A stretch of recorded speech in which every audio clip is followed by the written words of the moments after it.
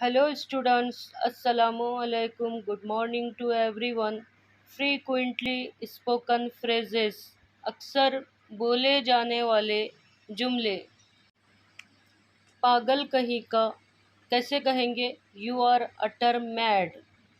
मूर्ख कहीं का, यू आर अटर फुलिश। अंधा कहीं का, यू आर अटर ब्लाइंड। झूठा कहीं का, you are an utter liar. आलसी कहीं का, you are an utter lazy. धोखेबाज कहीं का, you are an utter cheater.